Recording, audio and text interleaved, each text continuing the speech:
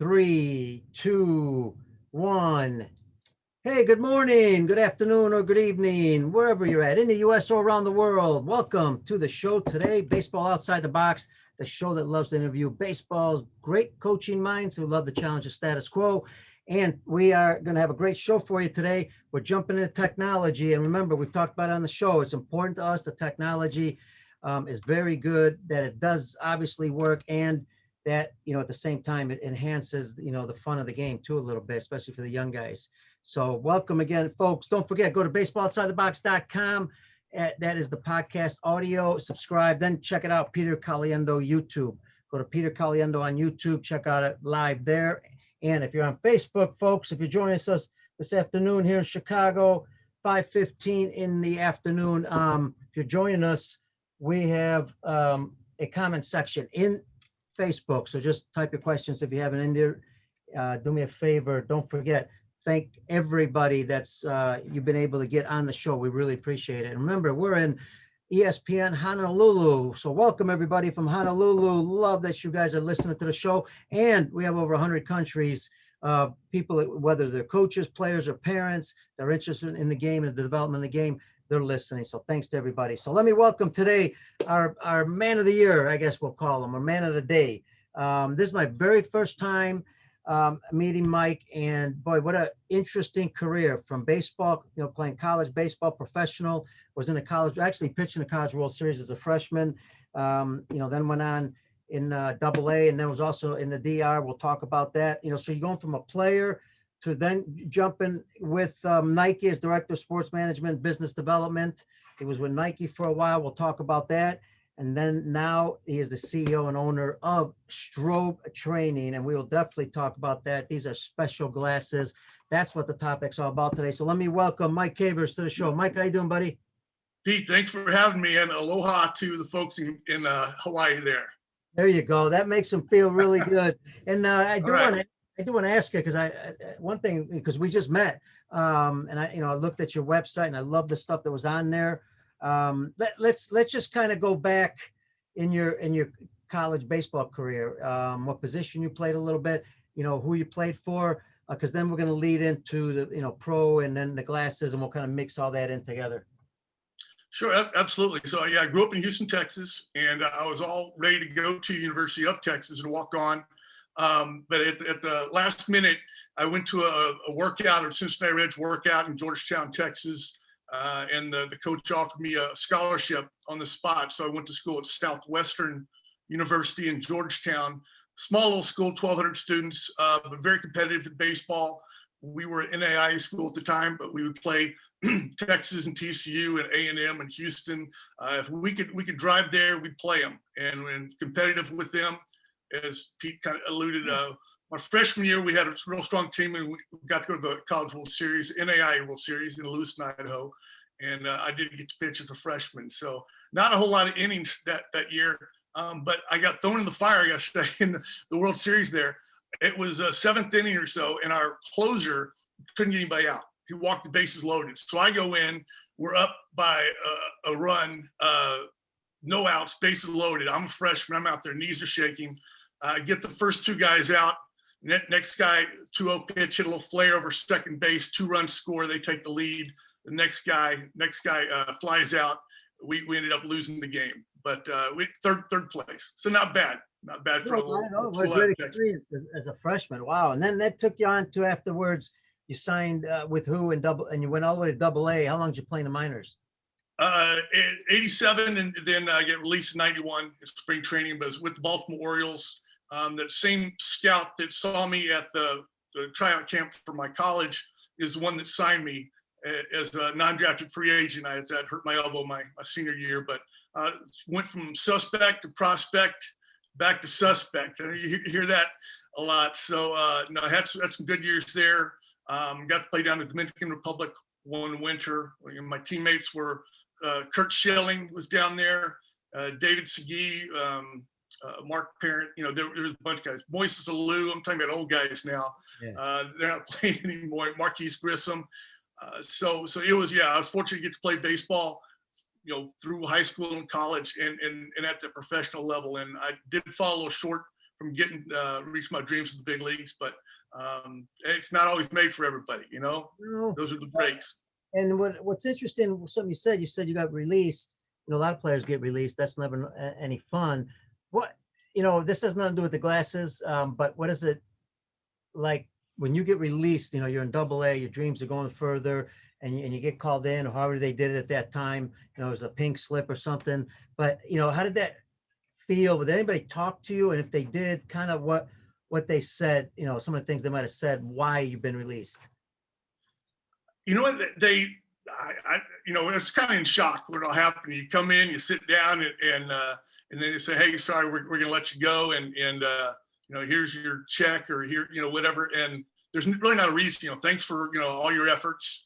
But I look back and reflect on, you know, what you know, kept me from going. And I'd say it's consistency at that level. The year after the winter ball, I pitched about 180 innings or so. The year before, I pitched about 80. So going into spring training in '91, I was gassed. And you know, so then I'm when you're not doing so well, you try even harder, and the harder you try, the worse you do. And that's kind of will allude to, you know, the glasses down the road, because that kind of helps. But really, between my ears, the last year, the mental side of it, knowing that I was 25 and I needed to get to the big leagues because time's running out, and just putting, you know, too much pressure on myself. So physically have the tools to play, but it comes down to consistency.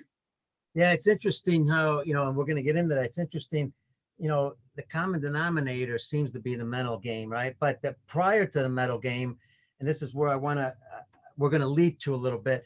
Prior to the mental game, you got to be able to also use your vision. And if your vision's not any good, I'm not sure what, you know, I've always said this on the show. If you don't have pretty good vision and sport and identifying pitches or whatever you're trying to do as a skill, you might as well forget everything else. So why are we not focusing more on that training? I know we got to focus on other things, but especially the vision aspect. So I might as well just ask you straight out, but, you know, because it's interesting, how were the glasses developed? Well, it was, yes, as maybe I didn't mention. So Dr. Alan Reichow, he was at Nike, Global Director of Vision. There's a thing, it's strobescopic training. So, and that would be like you go back to football, where maybe a coach would wave one of those big pizza boards, you know, the big things you slide under the pizza, and so you'd be able to see and not see, you know, like a receiver catching the ball. And then, you know, practice that by limiting the vision, and actually it makes the brain have to work much faster to go get its food. So we can actually speed up the brain. So that's where it actually came from in the old, let's say, that football time. Now, how can we develop that and actually put it on and have it mobile, have the athlete wear the glasses and go through their drills and the training they need to, you know, prior to and leading up to their game and their performance. Now, while you were with Nike, I believe you said about 10 years. Yeah, during that time, Nike produced the product. Nike and Dr. Reichow came up with the original product, and it was called the Nike Vapor Strobes, and it was well received. But you know, Nike does a lot of things right, but they did a horrible job of educating people on how to use it. So it was very limited. The drills, the videos that they had out there, and athletes would have it, or coaches, and they'd somebody not use it because I really didn't know how to. Let's flip a tennis ball back and forth. Let's do simple things like that. But there's so much more that you can do, and I'll get to that, you know, later. But so then, yeah, Nike got out of it. The margins weren't that great either. Nike can make a lot more money selling hats and T-shirts because you don't have to educate people about that. Mm-hmm. But this was a technical item that took, you know, a lot of education going. And then another company, Synaptech, took over the Nike the product and rebranded it, and then Dr. Reichow, that made the original Nike, made some big improvements, and that's where we're at right now. Awesome, love it. Look, great story. And you know what's interesting, folks on Facebook, go ahead and type your questions. Thanks for joining us. Also, you know, don't forget, go to the website. It's strobetraining.com, STROBE. Check it out. You can check it out while we're on the show. If you got any questions, there's a lot on the website that explains what the product is, and it gives you drills and all kinds. We'll talk about that. All right, here, Mike. Now, so let's talk about, you went from the products there, And now it's being used, and you were very lucky to work with Nike. So you also with a lot of major league players, some very famous ones. And I want to ask you this because when it comes to vision, what's the correlation? I mean, you take the guys that are hitting really well or doing really well or Hall of Famers, their vision or vision training had to be much better than some other players. Let's kind of discuss that area. Absolutely, absolutely. Vision, and there's a couple different aspects of vision, because we think of vision or seeing things, and then how we react based on what we see.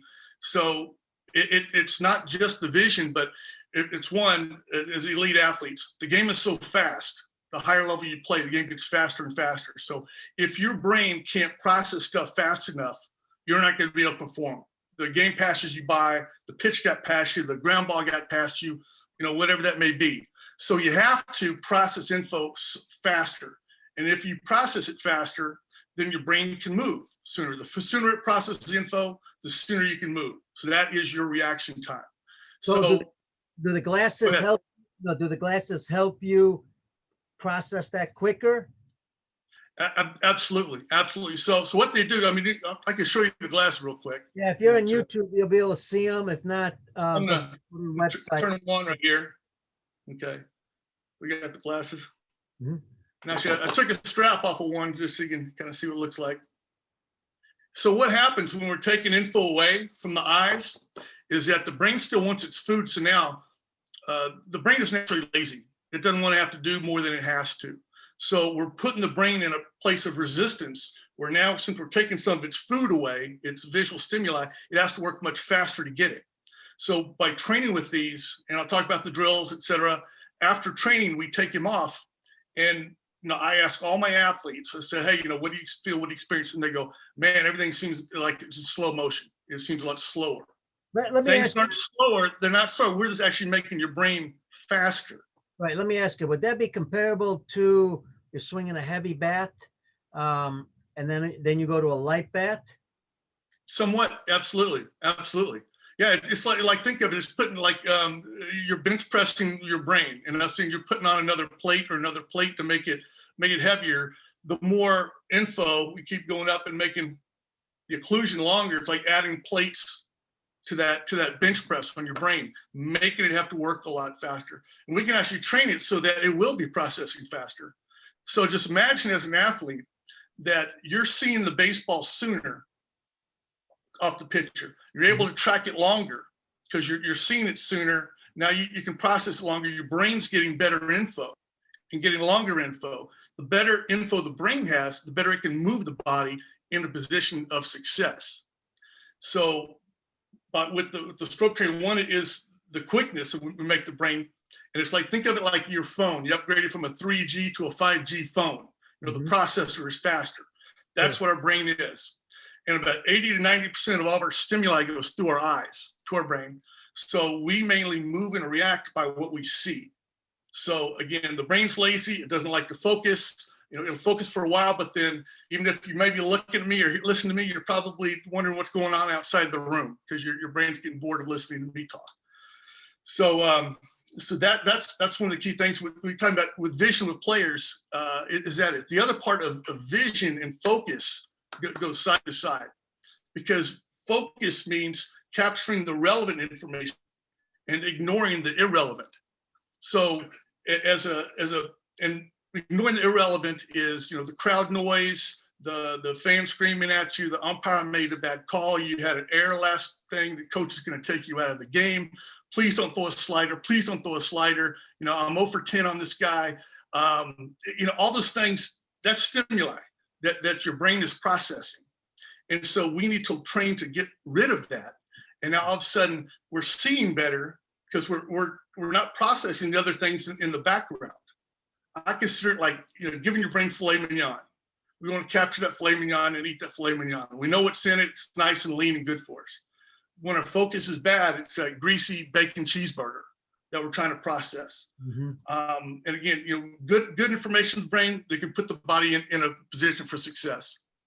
Mike, what's it like when you put it on? So explain to our audience, what does it look like? I don't notice that one was colored. The other one was what's? Yeah, there's two. Yeah, I'm sorry, two different models. So there's a sport model and a sport plus tactical. And the difference is how much information it takes away. This one takes away in 30 millimeter increments, where the other one jumps to like 50 and 60 millisecond increments.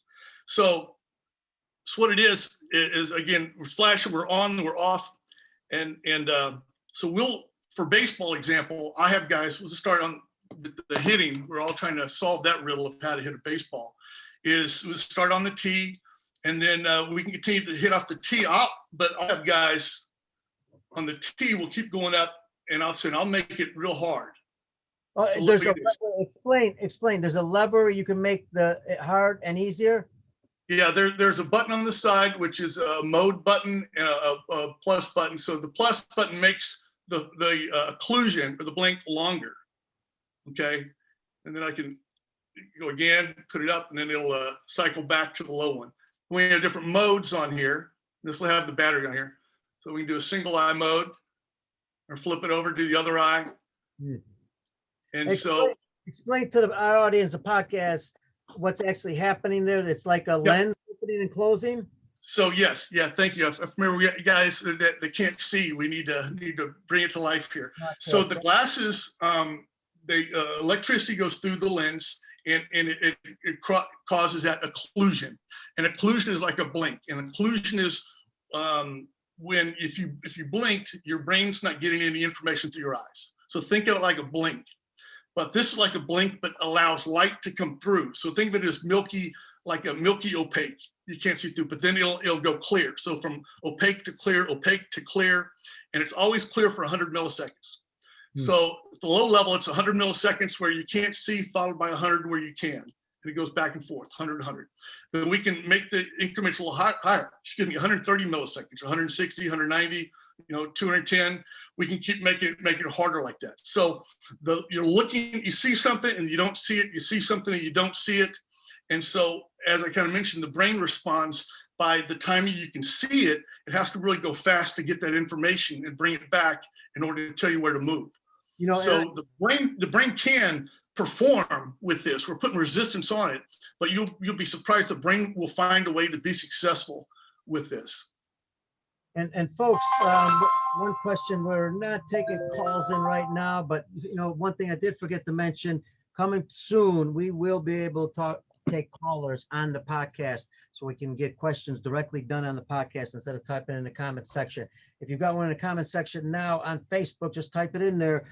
Mike, the other thing is on your website, because it can get pretty technical. There's a lot of research behind all this that kind of validates the success people are having with the product. True. Yeah, and that's what's important for me. I mean, especially with my time at Nike, I had to have the respect of Major League Baseball players, and you can't BS these guys. So you got to be true and honest and present things correctly. And so I go back and get on the site, look at the studies. This is all science. This is not a gimmick. There's no snake oil. It's science. It works, and the technology is going to continue to improve. Especially in the next year or two. I have some stuff going on that's going to be pretty amazing. So I say absolutely. It's a science, and I kind of go back to the vision and focus a little bit, how that all works. I ask every player, and anyone who's played will go, "Hey, when you were playing real well, what was going through your brain? What was going through your mind?" And most guys go, "Nothing. I just see and I react." And that's, you're in the zone. You call it like in the zone. You see and react. And what that is you're not processing that irrelevant information. Because a week later, that same athlete, same physical strength, speed, he's in a slump. Now I ask him, what's going through your head? And he'll say 10 things. So I say, does a slump cause bad mechanics, or bad mechanics cause a slump? I think a slump causes bad mechanics. Because now, instead of processing the 3 things, the filet mignon, let's call it, we're processing the 8, for the greasy cheeseburger. For one, it takes longer to process 8 things than 3 things. So think about that. So right there, your reaction time is going to be off based on the more stimuli you're letting creep through your head. Yeah. So now if your reaction time's off, now your mechanics are going to fall off too. So again, which is first? So we want to train the brain in a way to have that Tiger Woods focus, that Kobe focus, that LeBron focus, and those guys are able to, when it's time, they capture the relevant information, and everything else is blocked out. They say, this is all I need to perform this. I don't need to hear or see any of that other stuff. And again, they're giving their brain filet mignon. They're going to move it in a position for success consistently, because it's the lack of focus or maintaining good focus which keeps us from being consistent. Now I go back to me as a player. I know that as a fact.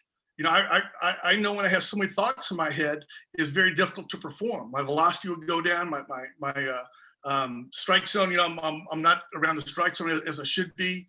And I look at myself playing, but even when I was coaching little leaguers or high school kids or college, and seeing what's going on through their mind and asking them, what are they thinking about? What are they seeing? And it's a lot of the same thing. And again, the shortcomings are based on focus. And I like to kind of share this little history with stuff. So in the 1980s, it got into sports psychology. It was Scott Boris and I can't remember the gentleman's name, Dorfman, I think, was the guy. And in the 1990s, we get into strength training. So everyone's lifting weights and getting big. 2000s, we're more into nutrition now, right? So we got sports psychology, we got weight training, we got nutrition, then we're getting into mechanics. Now we're getting into, there's more like mental skills coach that are out there. And that's the one thing that we're looking to work on. So on the mental skill side, and that's absolutely fantastic. But one thing that it doesn't do, that the strobe training does, is that we can actually speed up the brain, training the brain to work even faster. So mental skills is quieting the brain to eliminate the cheeseburger and get the filet mignon. But this can actually speed up the brain. And go ahead, Pete. I think maybe you had a question there. No. You you have a question? No, you were cutting. That was me. But keep going. All right. How is it now? Good. I'm good. Okay. Apologize. So I was saying the mental skill side of it. And one thing it lacks is now that the strobe training can do, in addition to your mental skills, is speed up the brain, make it faster. And then making that better focus and the quieting of the mind. Now there's another mode here, which I know they can't see on the podcast, but they can hear about it. We can eliminate one eye. We can block out one eye and have just one single eye flashing. And they're like, why would we do that? Well, everyone has a weak eye and a dominant eye. And the dominant eye does most of the work. The weak eye, doesn't have to, because the dominant eye takes over. The weak eye gives us bad info, late info, incomplete info. When we get poor or wrong information, how can we move in a successful position? And everyone has a blind spot in their field of vision. Umpires have a blind spot on their field of vision. Hitters have a blind spot in their strike zone. Football receivers, maybe they're better catching the ball over the left shoulder than the right shoulder. So we can actually block out the dominant eye and make the weak eye have to do its work, have to wake it up and to challenge it. And it will adapt and it will succeed and find a way. Yeah, that makes sense. Yeah, I mean, with my hitters, I'll do that. I'll do the weak eye, and just work on that. Even front toss, they may have trouble. They may foul off or roll over the first one. I'm talking about some professional baseball players. Yeah. But then they start squaring it up and they hit it. The brain and the eye will figure out the information it needs, where to put the body. Now let's keep working on that. T work, we can go to front toss, we can go to the machine. And all of a sudden, once you take it off, and we can train from 5 minutes or 10, you can do it as long as you want to. There's no limited time. You're going to see results right away. But the thing is with the training is that it's like weight training. You're not going to lift once a week and maintain that strength. You got to work out that 3 times a week or so. And so the same thing with our brain and with our eyes. So we need to train 3 times a week or more. You can do it every day. And I was mentioning, so T work, front toss or side toss, machine, even if guys aren't hitting, maybe they're in the cage or standing out, you can track pitches. Just sit there with the glasses on and just track the pitches, take them off, let's go into the cage and hit. Now I'm seeing the ball sooner, I'm getting better info, and my brain is nice and quiet.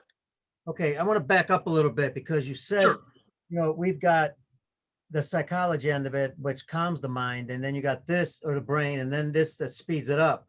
Now, I know this may not make sense as far as, with the glasses, but if you got both of those going on, one's slower and one's faster, and they're both working on the brain, how do you balance that? Does that make any sense? When you're saying one's slower and one's faster, which you mean? Oh, Well, you mean how your eyes are different, or? No, you mentioned that, when you're in psychology, you're working on a mental game. You're trying to slow the brain down a little bit.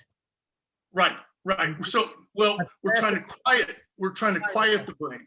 Right. So explain the difference, because now you're going to speed it up with the glasses. Got it. Yeah. So quieting the brain, and if you haven't been there, it's hard to describe. I got to play at an elite level, so when coaches say, "I want you to quiet your brain," that means like you're just, all the other distractions are gone. And you feel like you're quiet. You feel like your body's quiet. You're not, gripping and shaking. It's that, 0-2 pitch in the bottom of the seventh inning. Everyone's going crazy, and you're going to win or you're going to lose your season based on this. Think of how you get all tensed up in that moment. That's when you got to be more quiet and more relaxed. And that's what professional athletes can do. When the moments get bigger, they get quieter and more relaxed. But younger athletes have a hard time doing that because they're caught up in the emotions of the game, and they haven't found a way to train to quiet their body and brain. So the psychology side is we're talking about positive attitude and seeking the positive, and closing your eyes and just seeing how things would go positively in your mind. So that's part of it. So this is with speeding up the brain. We just want to speed up how fast the brain goes and captures its stimuli, its information it needs to run, to hit, to field. So we still have a quiet brain, but we want to have a fast brain. We want to have like a Bugatti or an Aston Martin, you name your car. Let's say a Maserati, it's an Italian car, Ferrari, okay? Yep. And so when our Ferrari's going great and moving well, we got the best gasoline in there, everything's tightened up and polished, and we're going down the road and making those turns easily. Now, when we're losing our focus, that's when the lug nuts start getting unscrewed, and the door cracks open, and the tailpipe is dragging, and the hood goes up. Now you're trying to race down the road with that. That's we want the quiet brain. The quiet brain is the Ferrari with everything all dialed in, not the Ferrari that's starting to wobble and come apart. Now, as far as using the product, are we starting off, we mentioned all the different drills. Are we starting those off slow, then all of a sudden going eventually to game speed? Not that you're going to use them in a game, but the game speed. Is that how, you want progress, or can you just put them on and go right game speed? No, that's a great question. Great question. So there's different levels of the occlusion. I kind of said there's 100 milliseconds of clear, 100 where you can't see. So we're always going to start at the lowest level, whether it on the model, it's either 70 milliseconds or 100. And we're going to perform our drill, and we want to be successful. If we're successful, we'll go up a level, make that occlusion blink a little longer, and keep going as long as we're successful. If it's too difficult, let's go back down a level. So, I always say, when we're hitting, off the tee or front toss, that's not game speed stuff. Off the pitch machine, even like the big league guys, they're hitting stuff off the machine at 85 miles an hour. They're not taking 95 mile an hour pitches off the machine. So you could get up to that game speed, but again, we want to take baby steps until you get successful doing it. So as your brain speeds up, let's speed up the drills we're doing. So I talked a little bit about the offensive side, but for short hops, guys can take little short hops back to each other and do that.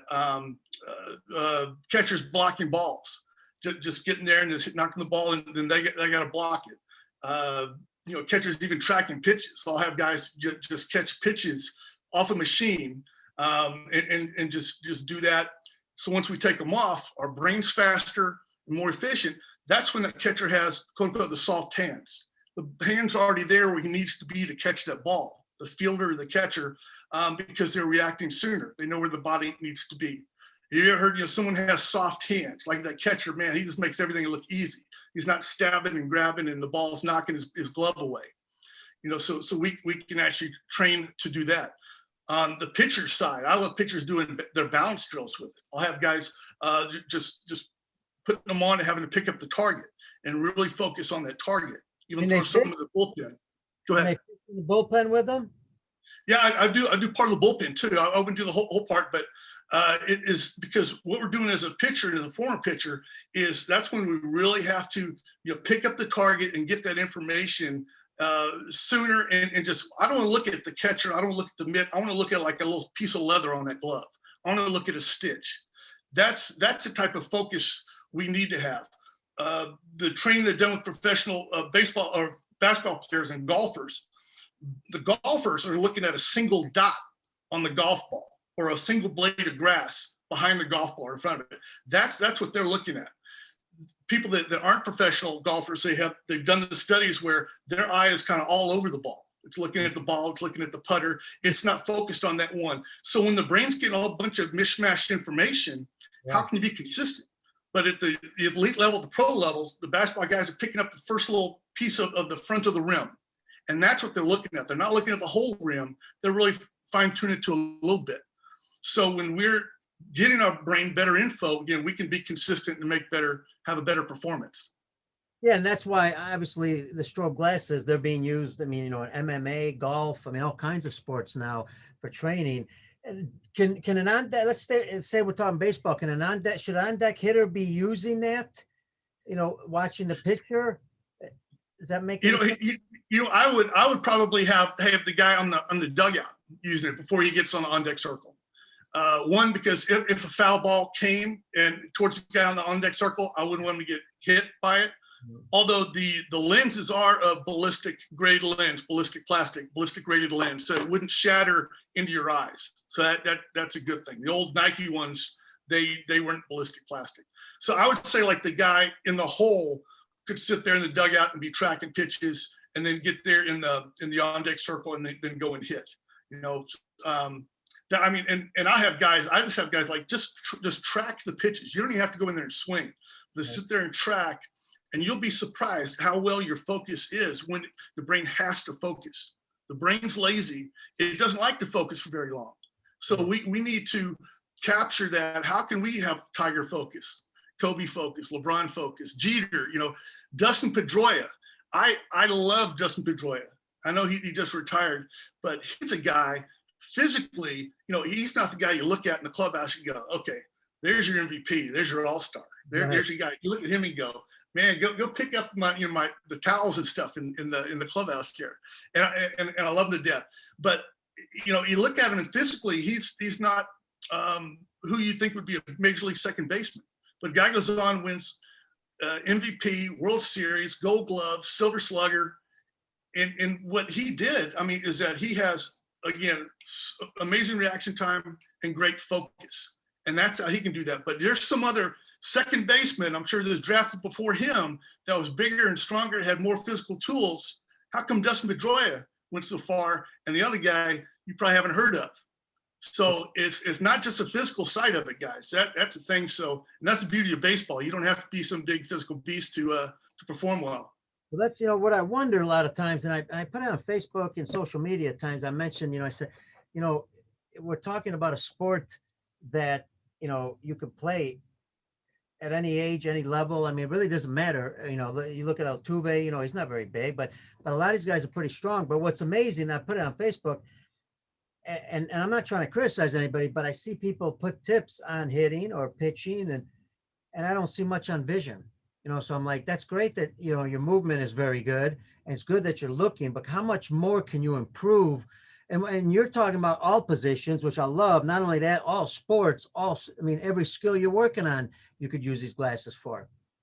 Think about it. If you need better reaction time. Absolutely. I'll raise my hand. Yes. You want better focus. Yes. Is that going to make your performance better? Absolutely. And better body awareness. One of the things I didn't mention is at the higher levels of occlusion, the more we take away, the brain has to work harder, but now it also seeking its information from since it can't get it from the eyes, from the muscles and the nerves. That's our proprioceptive system. So now we can make the brain have to learn better balance, because now it has to feel where it is in space instead of see. And that's crazy thing. I mean, there's some videos on the website. You'll see guys doing balance drills, and I'll have my guys doing RDL with them off and then put them on, and then they go, wow, man, this is a lot harder. And it's exactly, that's what we want. We can improve on our balance. There's a video of Antonio Brown. He's on a Bosa ball, on standing on a single leg with arm restraints on and the glasses. Yeah. So he's like tipping all over, and they're throwing footballs to him, and he's catching footballs. Yeah. So again, it's not just our vision, but it's our proprioceptive and how we feel. Go ahead. So, and so it makes sense that, because for over the last 10 years, they're doing a lot of drills now in the game of baseball that, to kind of, get you off balance and swing the opposite way and do all kinds of different things. But if you got the glasses on now and you're doing those uncomfortable things, you're really training the mind and the body really well. Absolutely. So, I mean, someone has used the term overtraining. We're like overtraining. So, and I put up a post on Instagram about, I said, training the chaos, and the chaos becomes less chaotic. So we're training where we're at that crazy time of the game, the crazy part of the game where we're going to have to find a way to be successful during the crazy time. And we can keep training like that, and it becomes easier. We find a way to be successful, because there's not a lot of those crazy times that people get to perform in. So how successful can you be if you've never been in that situation so many times? So that's one of the things that we can, like some guys will say, hey, here's my practice, but coach, game comes on, I'm going to flip the switch. I'm going to turn it on come game time. Why are you turning it on game time? It should be turned on in practice. It should be turned on even above in practice, so that the game time, and again, when we make things harder, the game gets easier, your performance anxiety goes down too. Because all of a sudden you're seeing things sooner, your head is clearer. That's a quiet body, quiet mind. And that's where, you feel more calm, you feel more confidence, confidence begets more confidence. So it's a part of training now that we really are just scratching the surface of. And that's why we're having this conversation, because there's an education piece about it. I say, hey, strobe glasses, get them and go. And guys will go, yeah, great. But I want everyone that gets them, that they get me. That we want to have that conversation. Like, what are you doing? What's your sport? What time, do you have to do this stuff? Let's figure it out and make a plan for you.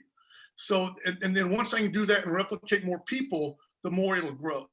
So I didn't even mention, I know we're talking baseball, but there's a lot of military and police applications too with this, with shooting, with the reaction time, with tighter groupings. Umpires. Are umpires training with them? They see the fast. You know what?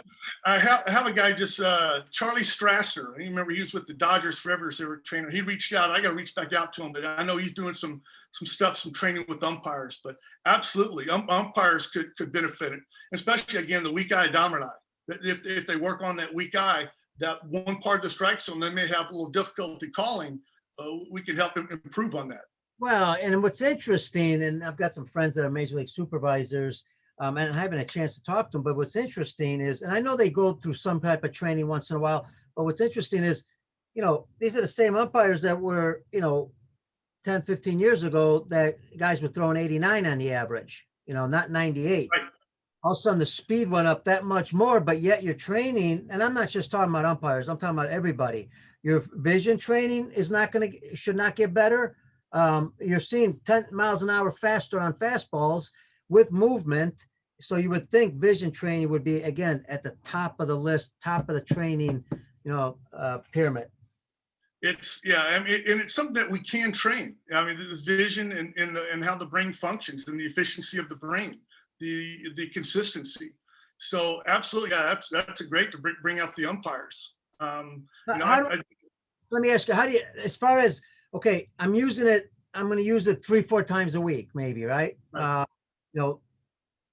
And if, let's say the first week I do it, a couple of weeks I do it, okay, I see improvement. I skipped 3 days. Does that stay with you for a little bit? It might be a difficult scientific question. Does it stay with you where it allows your brain to work faster, or does it regress till you start training it again? It may dip a little bit. I mean, it's not going to just go away like that overnight, because we are going to build up a threshold of where our baseline is. So we're going to get a little faster. We're going to have to increase that baseline of where we're at. But as I said, if you don't lift for a week, you don't expect to be just as strong or be able to hit those weights. You want to continue with it. Whatever we're doing as an athlete, I mean, we're stretching every day. We're running every day. We're doing all these other things to help us prepare for the game. And so this should be just another tool in the box. And, I think the value of it's more valuable than any bat. If you can see better, react better, and have $100 bat and squared up all the time, or you have your $400 bat, and all of a sudden it looks all good and shiny, but you're not hitting well. What would you rather have? Well, you just explained that the majority of Dominican players, because they're great athletes, and they don't have the equipment, but yet look how well they play. They don't need great equipment. Now, they may not train on vision, or they may have other ways to train on vision. But I was going to ask you to take us back in time for a second here, and I meant to ask this earlier, and that was, and again, I'm not 100% sure about this, but if we go back in time, was there something you and I were doing back then that we didn't realize is what the glasses are doing now? I'm not trying to find a replacement for the glasses.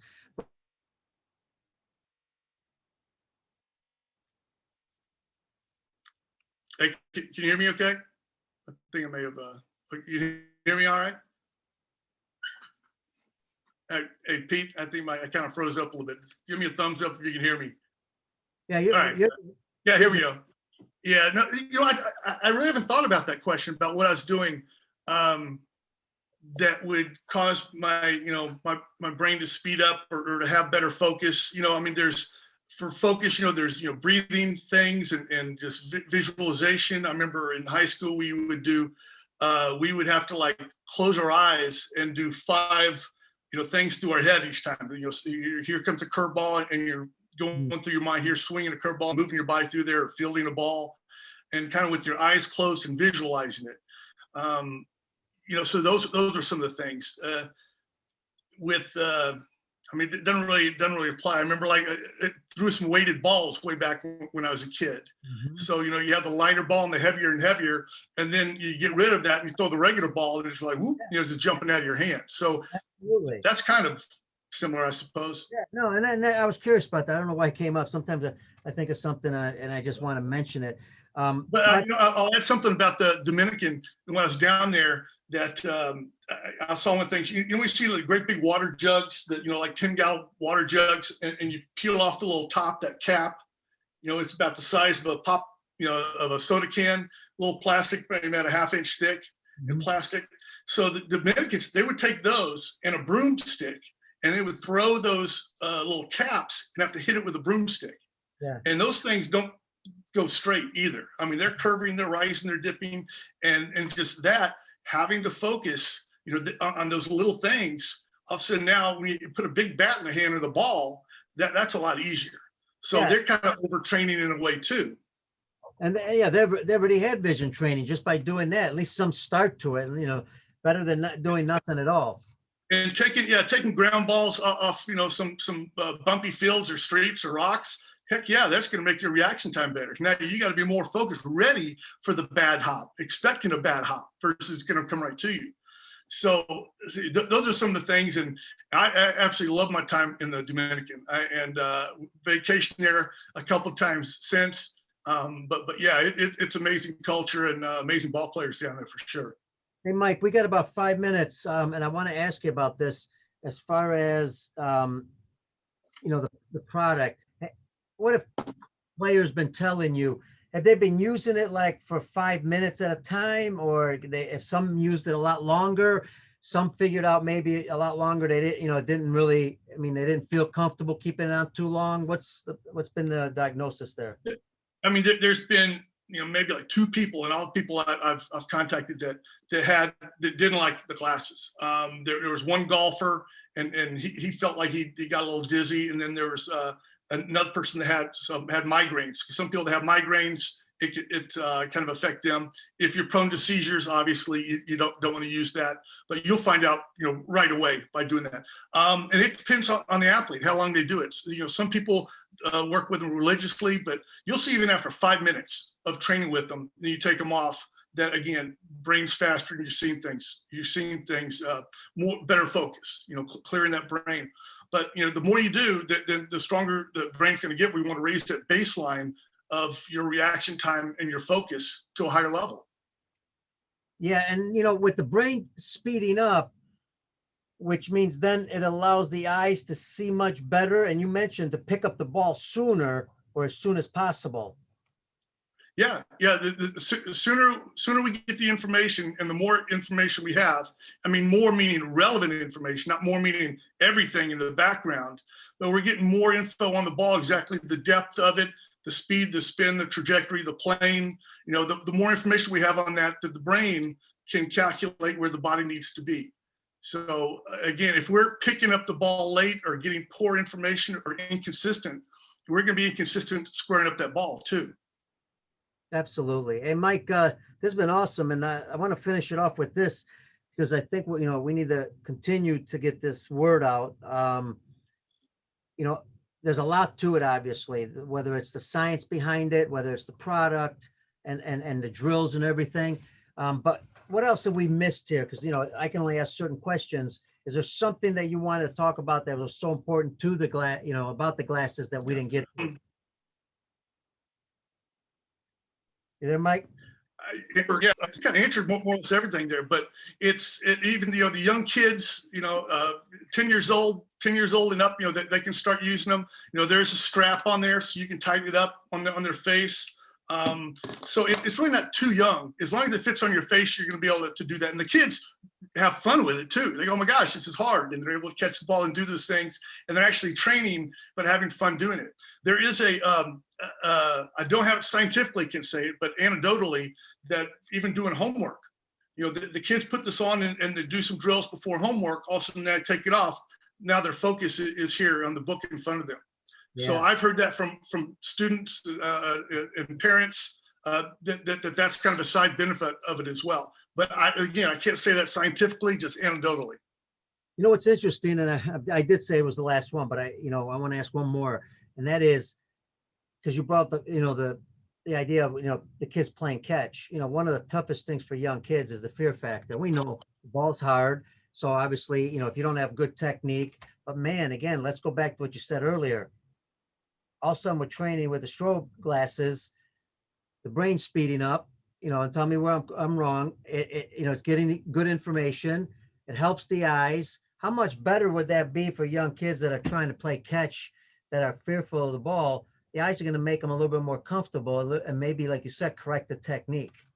Yeah, I would not play catch back and forth with the glasses on, because you never know what the ball's going to be. It may come to your face. But yeah, like ground balls, we know it's going to be down low, and you're hitting off the tee and stuff. We know where the ball's going to be. So you can throw with them on, but when it's time to catch, flip them up and then catch the ball. I always want to be safe with the kids. Yeah, no. I think I know what you're getting at though. Is that yes? So if we're making that harder and they're able to catch those ground balls, or even roll a ground ball to them, or even if it's a tennis ball and you're doing a drop step, throwing it over their shoulder, they have to go get it. A tennis ball, softball, something that's not going to hurt them.